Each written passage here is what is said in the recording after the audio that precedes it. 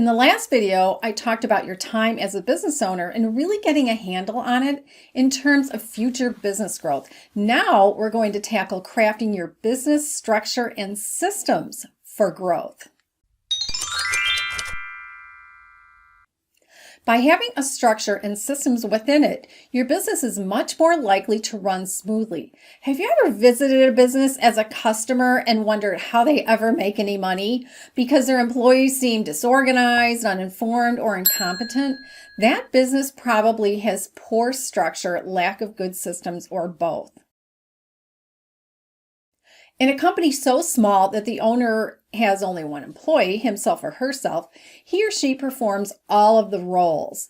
With a company that has several owners, each person might wear more than one hat on a given day.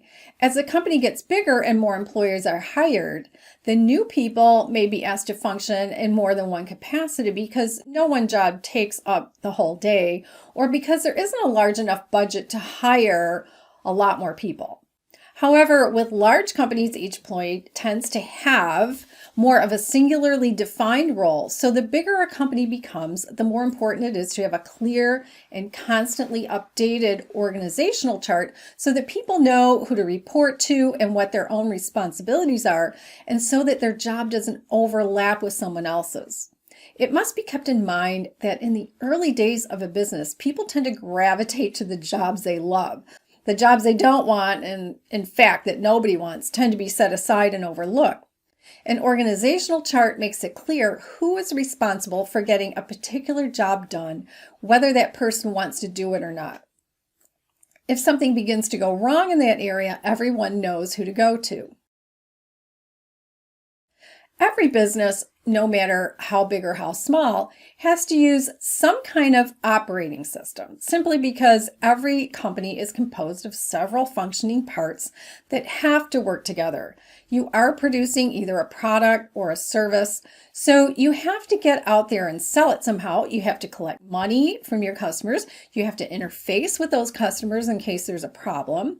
You have to keep track of the financial records. Someone has to pay the utility bill to keep the lights and heat on. Someone has to keep an eye on employees to make sure they know what they're doing, and the list goes on. Systems aren't static. They're the conduit through which data, information, communication, money, products, and services can flow. In a business, it's an assemblage or a combination of parts that work together to keep the whole place running. Create roles in your organization as you expect the business to grow in the next 3 to 5 years. Now, early on, you and others will fill multiple roles. As time goes on, you may choose to outsource certain roles and tasks, or you might hire employees or a mixture of both.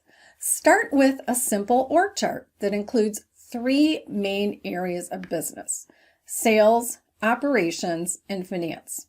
Slot in who will be doing the tasks for each. As the company grows, add more roles to your organizational chart and fill in the appropriate names and titles for the people who will fill those roles. An org chart with more roles in a small business might look like the one you see on your screen.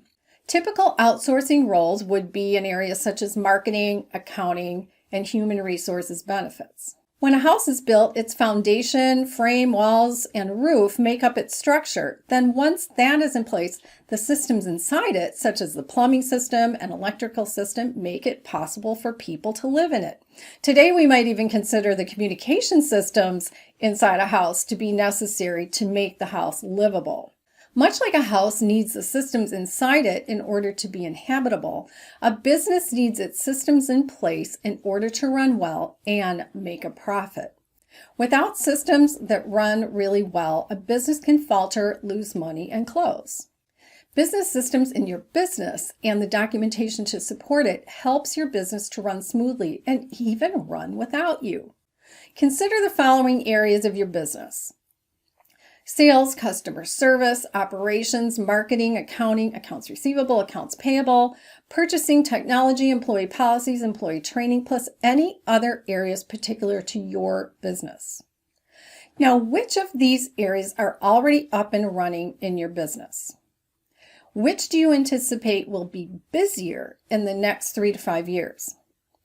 Are you able to define the steps needed to complete the work for those areas for growth?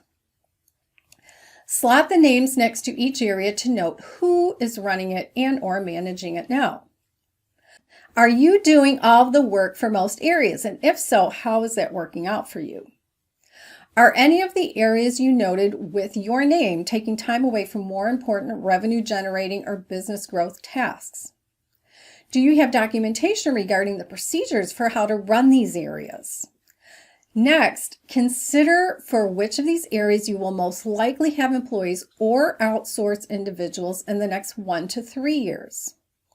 If you don't have procedures yet, how can you develop step-by-step guides for how to run those particular areas of your business?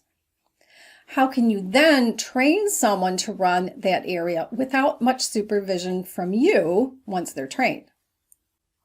I cover this topic and more in my book, Catapult Your Business to New Heights, Surefire Strategies to Increase Profit, which is available from Amazon. The link to the book is in the video's description box below the video.